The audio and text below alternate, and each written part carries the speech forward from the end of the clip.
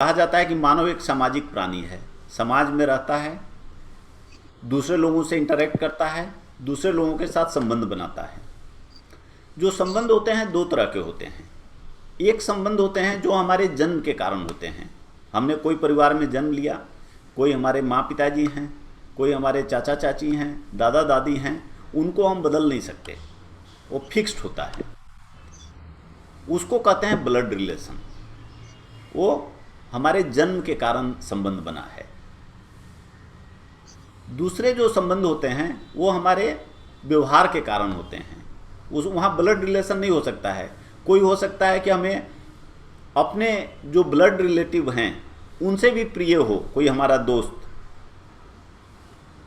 या हमारा सहकर्मी, हम जिसके साथ काम करते हैं, हमारा कलीग, सदस्य, दोस्त, लेकिन वो हमारा ब्लड रिलेशन में नहीं आता है। तो दोनों में ये फ़र्क है कि जो ब्लड रिलेशन होता है वो बिल्कुल फिक्स्ड होता है, और जो दूसरे रिलेशन आप बनाते हैं वो फिक्स नहीं होता है। तो यहाँ पर जो हम लोग बातें करेंगे, जो आपके क्वेश्चंस आते हैं, वो ब्लड रिलेशन के बारे में आते हैं, क्योंकि वो फिक्स्ड है सबके लिए। अगर कोई कहता है कि ए बी की माँ है, मान लीजिए, तो उसको पता है कि पूरी दुनिया समझ जाएगा कि ये क्या संबंध है। और कोई भी प्रॉब्लम करने के लिए ये चीज़ जरूरी होता है कि उसमें कोई कन्फ्यूजन ना रहे। तो जितने भी आपको इससे रिलेटेड प्रॉब्लम्स आएंगे वो सब ब्लड रिलेटेड होंगे, इसीलिए कहा जाता है ब्लड रिलेशन। और जब हम ब्लड रिलेशन की बात करते हैं तो रिलेशन आप सभी लोग जानते हैं।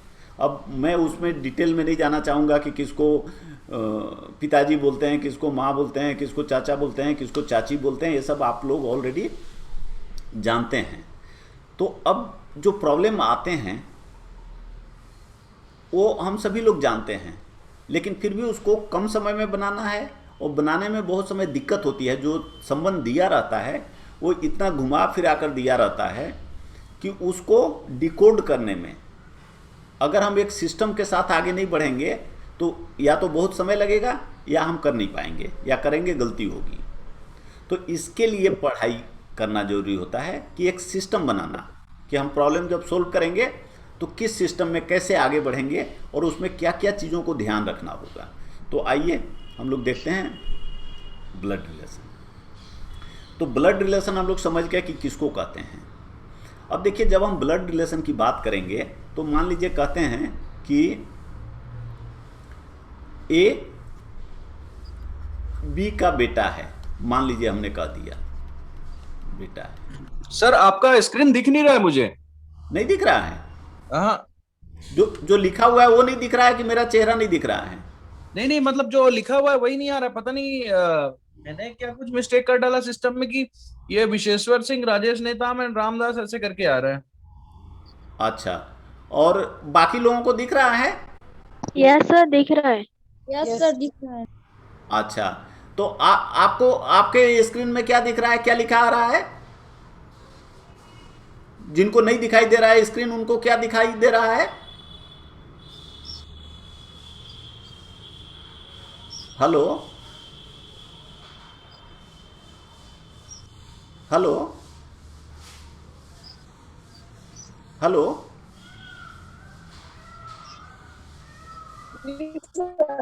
स्क्रीन तो दिख रहा है सर, हैं? स्क्रीन दिख रहा है। हाँ, दिख रहा है हाँ हाँ। सभी लोगों को अभी दिखने लगा? जी। चलिए, तो मान लीजिए लिखा हुआ है कि ए बी का बेटा है। तो अब बी क्या है? ए का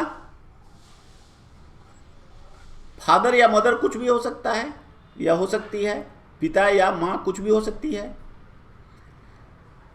तो जब भी आप इस संबंध में आएंगे तो इस तरह का बहुत आएगा, तो उसमें आपको क्लैरिटी के साथ सोचना है, क्योंकि ए बी का बेटा है। मान लीजिए पूरा अंत में आपने इसको लिख लिया कि ए बी का बेटा है, और 8-10 रिलेशनशिप लिखने के बाद आपको पूछा कि बी ए का क्या है, तो आप भूल गए कि वो माँ था कि माँ थी कि बाप था। तो इसके लिए जरूरी है कि जो पुरुष और महिला, उनके लिए आप अलग अलग सिंबल यूज करिए। आदत डालिए, कुछ भी सिंबल रख सकते हैं। ऐसा नहीं है कि हमने ऐसा बनाया है तो यही रहेगा पुरुष के लिए, यही महिला के लिए, ऐसा कुछ नहीं है। अब आप जैसे पुरुष के लिए ट्रायंगल बना दे सकते हैं, महिला के लिए स्क्वायर बना दे सकते हैं, कुछ किसी के लिए भी कुछ भी बना दे सकते हैं, लेकिन एक करिए। तो जैसे ही आपको पता चला कि ए बेटा है तो हमने ए को ऐसे लिख देना है, तो समझ गए कि ए बेटा है। अगर बाद में पता चला कि ए और सी एक दूसरे के दंपति हैं, मान लीजिए सी, तो जैसे ही हमको पता है कि ए तो पुरुष है और ए और सी दंपति हैं, तो इसका मतलब सी महिला है। तो इस तरह का, तो इसके लिए जरूरी है कि आप ये जो जैसे ही रिलेशन में आते रहे उसका जो जेंडर, लिंग, उसको आप इस तरह से इंडिकेट करते चले जाएं। अगर नहीं पता है तो हमने केवल ए लिख लिया, उसको हम कुछ नहीं करेंगे, ऐसे भी नहीं करेंगे और ऐसे भी नहीं करेंगे। तो हमें पता है कि अभी हमको इसका लिंग नहीं पता है, अभी हम आगे जब रिलेशन कहीं कुछ ऐसा आएगा जिससे पता चलेगा तो हम उसको करेंगे। अब मान लीजिए कि कहा कि ए के ए और बी का की मां सी है, तो मतलब ए और बी क्या हैं, भाई बहन हैं। तो ए और बी भाई बहन है, तो भाई या एक देखिए, एक चूंकि पुरुष है, एक स्त्री है, तो कभी क्या होता है कि जब आगे आप एग्जाम में प्रॉब्लम करेंगे तो फिर वो बहुत सारा बात बता के आपसे अंत में पूछेगा कि ये बताइए ए और बी का क्या संबंध है आपस में। तो अब जब ऐसा होगा तो भाई बहन भी हो सकते हैं, पति पत्नी भी हो सकते हैं। तो जब भी ऐसा रिलेशन आपको मिले कि ए और बी दोनों भाई बहन हैं या आपस में भाई हैं, मतलब एक ही माँ पिताजी के बच्चे हैं, सिबलिंग हैं, तो इनके बीच आप ऐसे मार्क कर दीजिए। तो इससे आपको पता चल जाएगा कि ये दोनों एक ही माँ बाप के बच्चे हैं। तो अगर मान लीजिए आपने एक को ऐसे कर दिया, जैसे सपोज एक को आपने ए ऐसे लिख दिया, ऐसे कर दिया, और बी ऐसे कर दिया, तो आपका जो तरीका है लिखने का, आप समझते हैं कि बी एक लड़की है या महिला है, ए एक पुरुष है या लड़का है, तो ए और बी दोनों सिबलिंग हैं, मतलब एक ही माँ बाप के बच्चे हैं, तो ए और बी भाई बहन हैं। अगर मान लीजिए कि बी भी ऐसे ही लिखा हुआ है इसी तरह का, तो आप समझ गए कि ए और बी दोनों भाई हैं। इस तरह से जहां पति पत्नी का संबंध आए तो उनको आपस में प्लस से कर दीजिए, जैसे ए और सी ऐसे, तो आप समझ जाएंगे कि ये पति पत्नी है। मान लीजिए कहे कि डी ए और सी का बेटा है, ठीक है, तो डी हम ऐसे लिख दिए, और ए और सी दोनों का बेटा है, तो मतलब ये दोनों आपस में कपल हैं, दंपति हैं, तो इस तरह से कर दिए। अब जब आप बनाएंगे तो आपको देखिए पीढ़ी होता है, जनरेशन। आप जानते हैं कि एक जनरेशन के लोग क्या होंगे, आपस में भाई बहन हो सकते हैं, पति पत्नी हो सकते हैं, चचेरा भाई बहन हो सकते हैं, इस तरह के रिलेशन तो ये एक जनरेशन के होते हैं। उससे बड़े वाले जनरेशन तो माँ पिताजी हो सकते हैं, चाचा चाची हो सकते हैं, मामा मामी हो सकते हैं। उनसे ऊपर का रिलेशन दादा दादी, नाना नानी, इस तरह से। तो जनरेशन को समझना, एक जनरेशन के लोगों को एक लाइन में लिखिए, उससे ऊपर वाला जनरेशन ऊपर लिखिए, नीचे वाले जनरेशन नीचे लिखिए, तो उससे आपको समझने में आएगा। मान लीजिए यहाँ दो लोगों का आ गया, दोनों एक मेल है एक फीमेल है, सेम जनरेशन का है, तो क्या रिलेशन होगा, या तो भाई बहन होंगे, कजिन होंगे, या वाइफ हस्बैंड होंगे। लेकिन एक मान लीजिए यहाँ आ रहा है, ये कोई महिला है और यहाँ कोई लड़का आया, अब इससे ये दो जनरेशन नीचे है, तो इसका मतलब है कि महिला जो है या तो इस लड़के की दादी होगी या नानी होगी। तो इस तरह से जनरेशन को, एक जनरेशन को एक लाइन में लिखते हैं, बनाते हैं। और जब ये सब को करते हुए, ये सब सिंबल का यूज करते हुए, जिसको कहते हैं फैमिली ट्री, परिवार कैसे का ट्री होता है कि परिवार का एक दूसरे का आपसी जो संबंध है वो कैसे है, उसको फिगर के रूप में दिखाते हैं। तो प्रॉब्लम बनाना बड़ी आसान हो जाता है। चलिए आइए देखते हैं उदाहरण से। कहता है कि चित्र में कोई चित्र है, उसमें एक व्यक्ति की ओर इशारा करते हुए एक महिला ने कहा, मान लीजिए कि ये कोई महिला है और ये बात कर रही है, तो उस महिला ने क्या कहा, उसके भाई का पिता मेरे दादा का इकलौता पुत्र है। तो ये लेडी इकलौता पुत्र का बात कर रही है, ये हमने इसको ऐसे कर दिया कि इससे पता चलेगा कि ये महिला है, और ये अपने दादा की बात कर रही है। तो दादा का मतलब क्या हुआ, 2 जनरेशन ऊपर, एक जनरेशन इसके पिताजी का जनरेशन होगा, दूसरा जनरेशन इसके दादा का।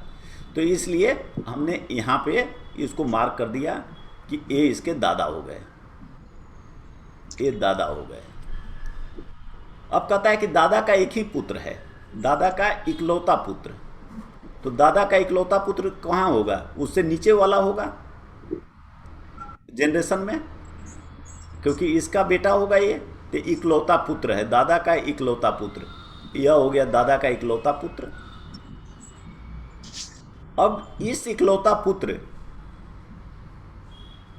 क्या है, कहता है उसके भाई का पिता मेरे दादा के इकलौता पुत्र हैं।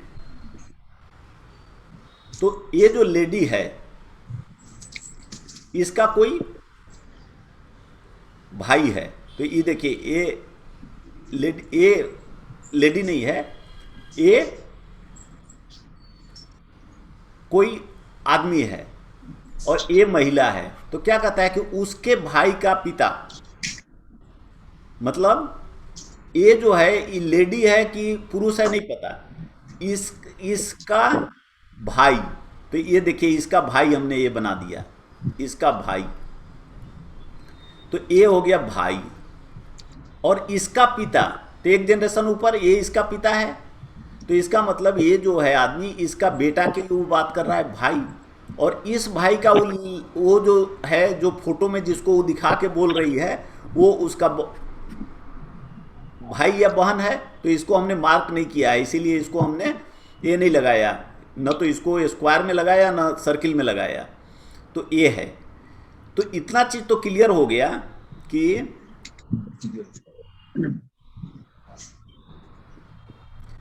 ये महिला, ये आदमी इस महिला का भी दादा है, और इस जिसके बारे में इससे संबंध हमको बताना है उसका जो भाई है उसका भी दादा है।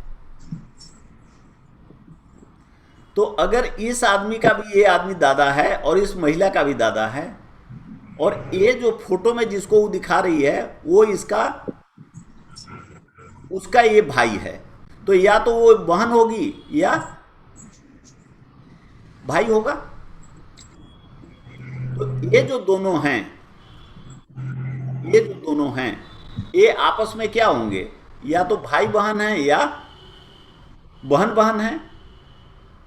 तो अगर मान लीजिए आपको अब दे दिया ऑप्शन में कि वह महिला उस चित्र में स्थित व्यक्ति से कैसे संबंधित है, मान लीजिए दे दिया कि चाचा, दादा, पोता, बहन, तो यह बहन है, बहन हो सकती है, क्योंकि इसके दादा और इसके दादा एक ही आदमी हैं। तो इसका मतलब ये दोनों या तो भाई बहन है या बहन है। तो इस तरह से सर और एक बार फिर से बताइए ना। ठीक, देखिए कोई महिला है और कोई फोटो है, उस फोटो में कोई एक आदमी है, आदमी का जैसे ही कहता है तो महिला भी हो सकती है पुरुष भी हो सकता है।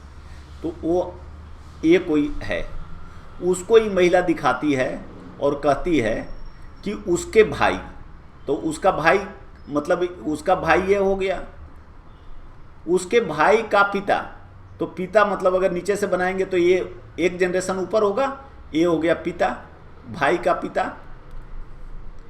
मेरे दादा, वो किसके दादा हैं, इस लेडी का, जो लेडी ये क्वेश्चन कर रही है, पूछ रही है, बोल रही है, उसके दादा, के इकलौते पुत्र हैं, एक ही पुत्र हैं, अलग अलग नहीं पुत्र हैं। तो कह रहा है कि वह महिला और इस आदमी में क्या संबंध है। तो ये देखिए, इस आदमी, महिला हो या पुरुष, उसका भाई है, उसके भाई का दादा यही हैं और इस महिला के भी दादा यह हैं। इसका मतलब कि यह महिला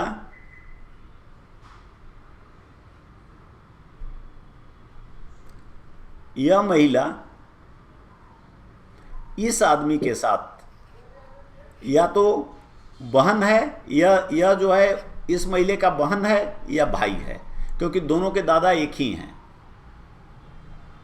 तो जैसे कहता है कि 6 व्यक्तियों के परिवार में, 6 व्यक्तियों का परिवार है, परिवार के सदस्य का नाम क्या है, ABCDEF। निम्नलिखित संबंधों का परीक्षण कीजिए। अब बहुत सारा संबंध आपको दिया रहेगा। पुरुषों की संख्या स्त्रियों की संख्या के बराबर है। तो एक चीज आप समझ गए कि 6 लोग हैं, उसमें 3 पुरुष हैं और 3 महिला हैं। A और E F के पुत्र हैं, मतलब A और E तो दोनों पुरुष हो गए, इसमें कोई डाउट नहीं रहा। F पुरुष भी हो सकती है, महिला भी हो सकती है, लेकिन F ये पता चल गया कि F जो है मैरिड है, शादीशुदा है, तभी उसके पुत्र हैं। अब कह रहा है D 2 व्यक्तियों, एक पुत्र और एक पुत्री की माता है। ये पता चल गया कि D जो है ये माता है, औरत है, और ये भी पता चल गया कि यह भी मैरिड है, तभी इसके पुत्र और पुत्री हैं। B A का पुत्र है, B भी जो है वह पता चल गया कि पुरुष है,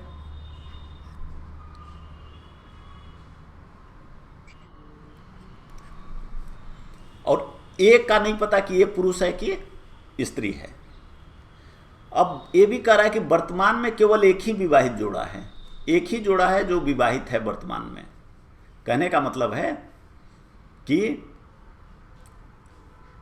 एक ऐसा आदमी है जो मैरिड तो है, वो पुरुष हो सकता है या स्त्री हो सकती है, लेकिन उसका जो दंपति है वो अभी नहीं है परिवार में। तो अब निष्कर्ष निकालना है कि क्या निष्कर्ष है। तो अब देखिए, शुरू करिए लिखना। कैसे शुरू करेंगे? लिखा हुआ है A और E F के पुत्र हैं, तो हम बनाएंगे A,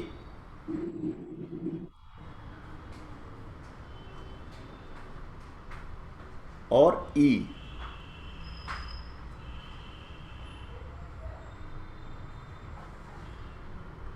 अब दोनों F के पुत्र हैं, तो इसका मतलब A और E क्या हैं? A और E दोनों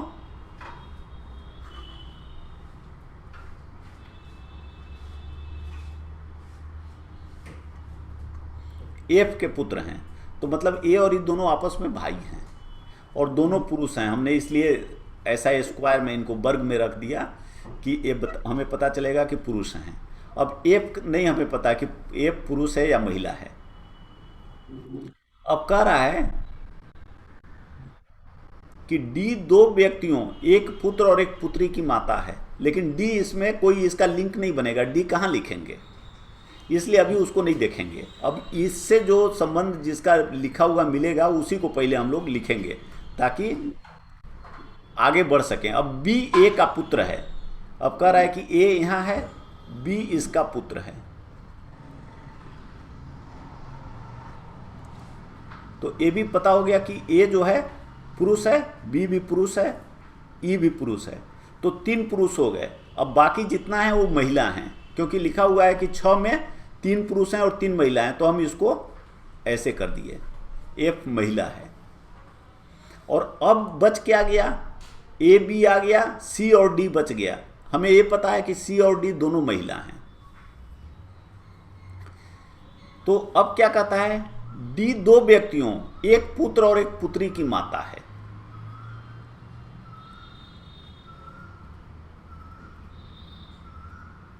और अब D 2 व्यक्तियों, एक पुत्र और एक पुत्री का माता है। तो अब C और D 2 बच गए हैं। उसमें डी माता है, डी माता है, और कितने का? 2 का। तो अभी जो ए है, ए लिख दिया है कि बी का पुत्र, ए बी का पुत्र है, और ये भी हमको पता है कि एक जो है वो कपल अभी है, तो या तो सी और डी में से एक जो हैं, अब देखिए डी 2 व्यक्तियों, एक पुत्र और एक पुत्री की माता है, और डी क्या है? डी लेडी है, तो डी लेडी है, एफ भी लेडी है, तो एफ का ये दंपति नहीं हो सकता है। तो इसका मतलब है डी जो है ए का दंपति है, डी जो है वो डी और ए वाइफ हस्बैंड हैं, क्योंकि डी के भी बच्चे हैं और ए का भी बच्चा है, और ए पुरुष है और डी महिला है, और ये लिखा हुआ है कि एक ही विवाहित जोड़ा है, तो ए और डी जोड़ा हो गए। अब लेकिन डी का क्या कहता है कि 2 पुत्र है, 2 व्यक्तियों की माता है, एक पुत्र है और एक पुत्री है, तो इसका मतलब डी और ए को मिला के, सॉरी इसको प्लस लिखिए, डी और ए कपुल हैं, तो डी और ए को मिला के 2 बच्चे हैं, तो एक तो बच्चा बी हो गया, बेटा है जो लिखा हुआ है ए का बेटा है, और इसका डी का 2 बच्चे हैं, कह रहा है कि एक पुरुष है और एक महिला है, तो एक इसका मतलब सी जो है महिला है, वो भी डी और ए का बेटी है। तो अब आप देखिए, इसको पूरा देखिएगा तो 6 लोग हैं, 6 में 1, 2 और 3 महिला हैं, और 1, 2 और 3 पुरुष हैं। डी 2 व्यक्तियों, एक पुत्र और एक पुत्री की माता है, ये डी है, और ए दोनों वाइफ हस्बैंड हैं, दोनों के 2 बच्चे हैं, एक सी एक बी, बी बेटा है सी बेटी है, तो ये भी ठीक हो गया।